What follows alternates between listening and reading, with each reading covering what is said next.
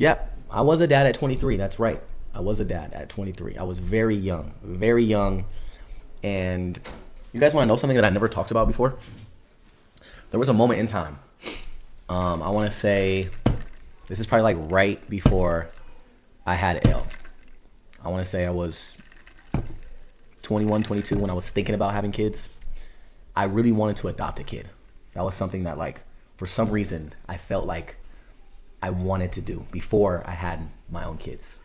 That was like heavy on my heart for some reason, was adopting somebody that obviously wasn't from here, that was struggling and didn't have a good situation, really didn't have anything, and to bring them here and to basically turn their life around and to be able to bless them with something I feel like all kids should be able to experience. But then I had my own kids, and I had three of them, and it was still something I thought about. But after having three kids, I realized that I think I was done. I think God blessed me with the most amazing three kids, and adding a fourth would just be too much, way too much. It's weird how like life really works out, right? When you think about things that have happened in your life and what you've experienced, haven't you like wondered like why did it happen that way? Like why is it that I was blessed with two girls first, right? And obviously every father wants a son, right? And after I had Elle, I was like, okay, I think it's time for me to have a boy. Then I had Lele, two girls. At this point, having two kids, a lot of people are done after two kids. A lot of people. The ratio is very slim when it comes to having more kids, right? But then I couldn't stop there with just two girls. Okay, I had at least one more chance, one more freaking chance, and I don't even know what to say. Like, would you call it luck? God blessed me with having a boy for my last kid, and then something told me, I was like, is it meant to be that still boy is the only boy in the family, or do I try to have another boy, so it's two girls and two boys? But I think it's meant to be the way it is. And I know I told you guys, we talked about this before. We talked about this before about me being done with having kids. And how do I say this? Because I know you guys are going to clip this shit. I told you guys before that I was done with having kids. And three kids I have are plenty. And I'm very happy and content with my three amazing children, right? I don't have an urge to have another kid. Remember, I said that many times, and that is still my thought process. But I will say, you will never know. You never know what the future holds. You never know what the future holds, and I just know time is ticking. I'm still young, but age does matter when you have kids, and I don't think I would ever want to be an old dad, because right now I'm like a young dad, right? Like I'm about to have a 9-year-old daughter, and I'm 30 years old. That's considered a young dad, right? And I feel young whenever I go to like school and events, and I see other parents from their kids. I am definitely a young dad. I'm probably one of the youngest parents around my kids' friends' parents, right? Would you guys say that? Can we all agree to that? If there is going to be another kid in the future for me, it has to be decided pretty quickly. I mean, within the next couple of years, if it's going to happen. Because as time goes on, I get older, and like I said, I do not want to be an old dad. I don't want to be a dad that is damn near 70 years old while my kid is going to high school. I don't want to be, no offense, but I'm just saying, for me, I think my time is up. You know what I'm saying? And then if I get the snip, because people keep telling me, my friends keep saying that I should get the snip because they got the snip, even though I'm scared of the snip. They said, trust me, brother, go get the snip so you don't got to worry about nothing. Then if you want to have kids, they can undo the snip, which I don't know if that's true. Is that true? Can they undo a snip? How do you undo a snip? I've always been curious. if I had a kid with somebody else, what would they look like? Obviously, they're gonna look beautiful, just like my kids, but they're gonna look different, a little different. I want to talk to you guys about something that I seen the other day. Let's address it real quick because I don't want to have to keep bringing shit up because, like I told you before, I said what I said and I was gonna be done after what I said. So when it comes to sabotaging someone's book, I don't know what the hell that means. All I did was said what I needed to say and I moved on. Okay? If that happened to be a domino effect of what I said, then that's a different story. But there was nothing else after what I said that happened. What I said was because of what someone else said. I wasn't looking for it and I didn't start it. Okay? That's what I will say. I think that situation, I feel like I'm a big believer in everything happens for a reason, and I feel like it needed to happen. It was very unfortunate the way that it happened. As you guys know, I feel like ever since we've been on social media, when it came to drama and anything negative, we always stirred away from it. But it is what it is. It happened. Now it's in the past, and all we can do is move on and be there for our kids. And we both agreed that was going to happen. I'm assuming what's done is done.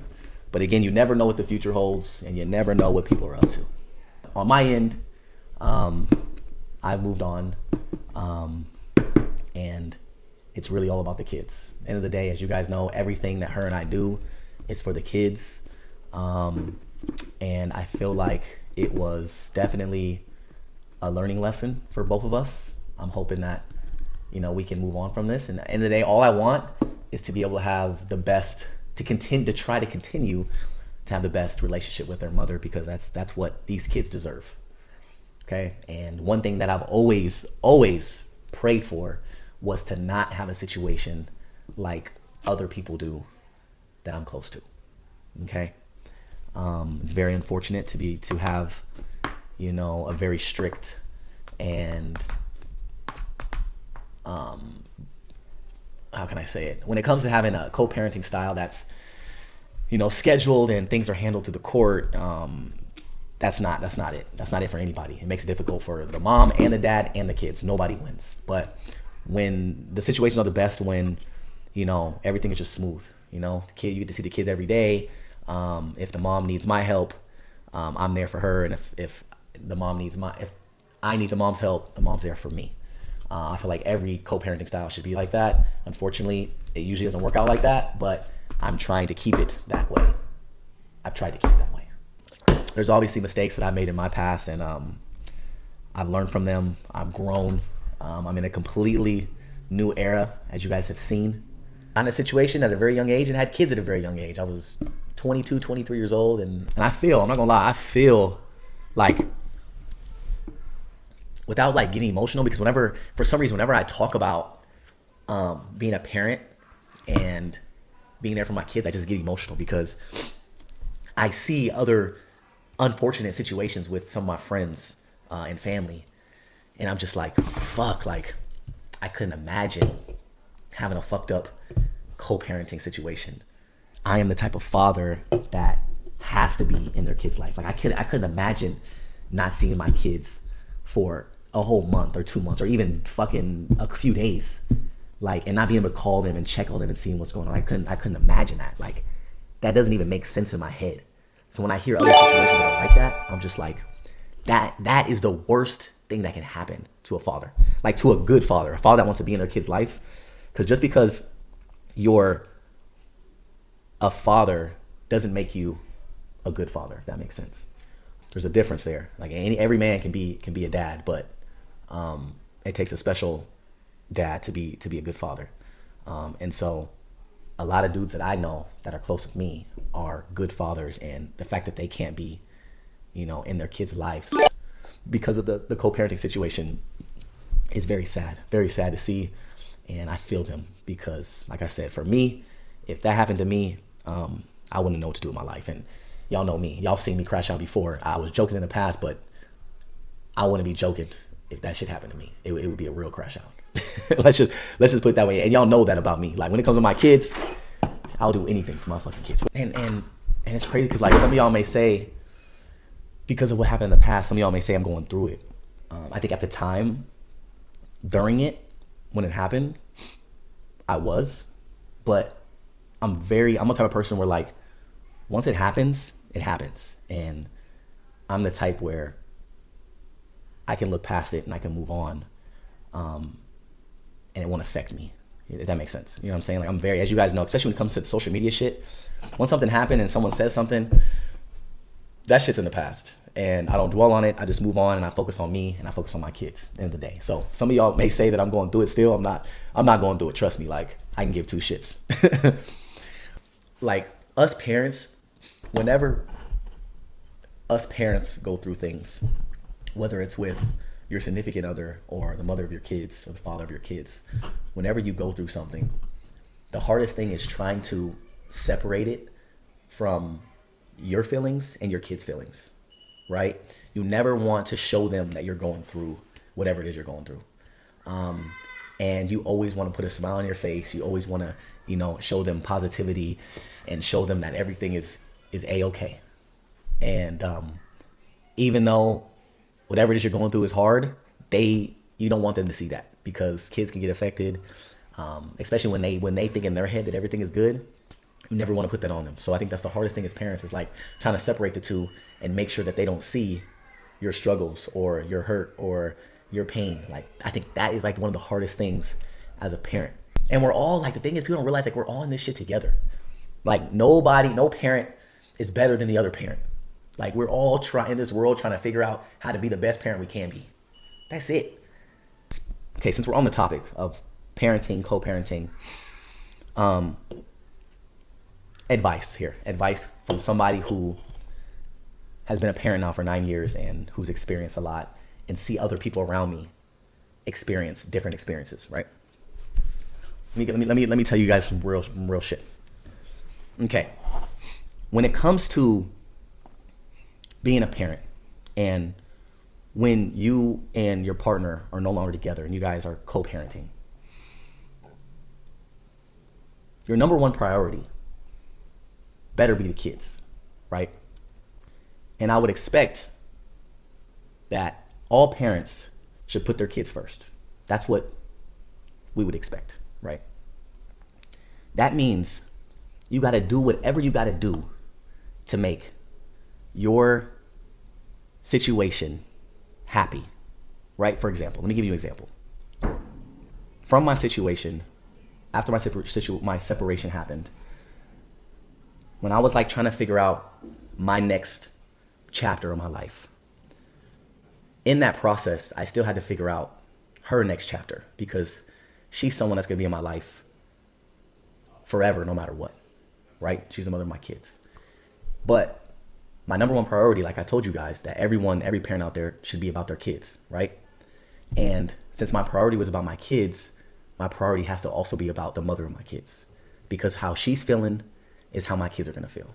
Long story short, through my situation, I had to make sure whatever I did from my situation of me, moving into another home, I had to make sure she was taken care of in order for my kids to be taken care of. I know that if the mother of my kids is happy, then my kids are gonna be happy. And that is an example of every parent out there, whether you're the mom or the dad, you have to make sure that the mother of your kids or the father of your kids is in good spirits, because if not, it's gonna affect your children. The moment that you start arguing, picking fights, you start trying to take things from each other, you start trying to make up shit, whatever the fuck it is, it's gonna trickle down to the kids, and it's gonna ruin it for everybody. Once it ruins it for the kids, the whole shit is fucked. For all my dads out there, if you no longer have feelings for the mother of your kids and you wanna move on, however you move on, just make sure that she is taken care of no matter what, because if she's taken care of, your kids will be taken care of. And I promise you, she will respect you more than she ever has, because you've moved on, but you still are making sure that she's taken care of. Sometimes the baby mamas, they be having their own shit going on, and they be fucking shit up.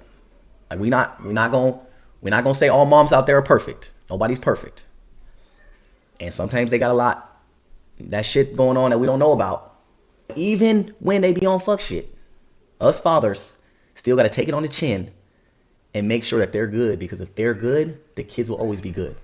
End of the day, whenever the kids are in my presence, they always gonna be good. But to make sure that if the kids are in her presence, she needs to be good to make sure my kids are good. Clip that shit and put it everywhere, because everybody needs to hear that. When it comes to having an ego and trying to one-up somebody, that ain't it. That ain't doing nothing for nobody. All you doing is hurting your kids. Put it this way. People move on and separate for a reason, okay? If not, they would just still be together, right? Whatever the fuck they do when they move on, whether it's get a new person, whether it's go on vacation, whether it's party every day, do that. Do that. Maybe I'm tripping. Maybe it's not realistic for some people, but I feel like maybe it takes, a lot of maturity. I don't know what it takes, but I think I've learned the best from my parents. My parents separated, it's been 15, 17 years now. Obviously they separated for a reason. They separated, years later, my pops got remarried. And my mom ended up finding somebody new that she dated for a while. My parents were still able to come to our parties and events and bring their other person, and everybody still have a good time. That takes real maturity. That takes a lot of growing, a strong person to be able to move on from your old situation and to make sure that you are still locked in with your ex-person for your kids. My parents knew being able to be together in one household, laughing, playing games, having a good time, only made me and my brother feel good. And I respect the fuck out of my parents for that shit. So I think that's maybe where I learned it from. But I also know because the people around me haven't handled their co-parenting situation the best. Obviously there's no one to blame. I feel like whenever there's a fucked up situation, it's on both ends. It's on the father and the mother, because somehow it happened. Like I always say, there's a cause and effect to everything. And so both people got to get their shit together. And I ain't talking about no one particular. I'm talking about me and my own situation. It ain't no one's fault, but both people's fault. If you no longer want to be friends, you don't want to like, want to love, want to be around your ex situation, do it. Think about your kid. Do it for your kids. Because there's a lot of men out there that don't want to step up and be a good father. Okay? And that also probably stems from how they were raised, how they never really had a father. Majority of the time, that's how that is. But for my father, because I can speak on it, he don't even know his real dad. He never met his real dad. His dad stepped out on him before he was even born, unfortunately. And till this day, he doesn't even know who that man is. He has hired private investigators to try to find that man years later. My dad's 55 years old. He still does not know his real dad. Guess what? He made a choice to be the opposite of his real dad for me and my brother. Because he could have made the choice to be just like his father, but he didn't. He stepped up. And he ended up being the best father in the world. Goddamn, I don't want to cry. I gotta walk around this bitch. 'Cause I'm spitting some real shit today. Fuck! I gotta walk around. I'm gonna start tearing up. And I cry too much on this social media shit. It's a choice. It is a choice. Everybody got a choice to be a good parent or not. And some people's choices aren't the best, unfortunately. And I think that's one thing that will always affect him. He's the type that he still wants to know who his pops is. If it was me, if my pops never showed up for me, it wasn't there from when I never met him before, and if he tried to come around or I found him, that's just me. I wouldn't give a fuck. I would disown him, or I would not care about him. That's just me. If I never had a pops, I would just be, shit. I might have to hurt somebody. But I see why he would want to know his real pops, because that's like so many questions and answers that you need. Imagine like you not knowing your pops for 55 years, and then all of a sudden you meet him. That first conversation is like a million and one questions, so I get why he still wants to know and meet his real pops, but that's tough. I don't know how he does it. I want to say one thing. He did have a stepfather who was like his real father. He had somebody that basically took him in as a son and showed him what real love was. So I can't discredit my grandfather that, you know, is no longer here. He passed a few years ago, but he was a really good father too. So my dad got blessed. He got blessed with still having a father figure in his life, but he still doesn't know his real dad. Yeah, man, family is crazy, man. Family is like the number one thing in life, right? It's like the most important thing we have is family. And there are so many broken families in this world, and some people will never get to experience like what having a real family is like.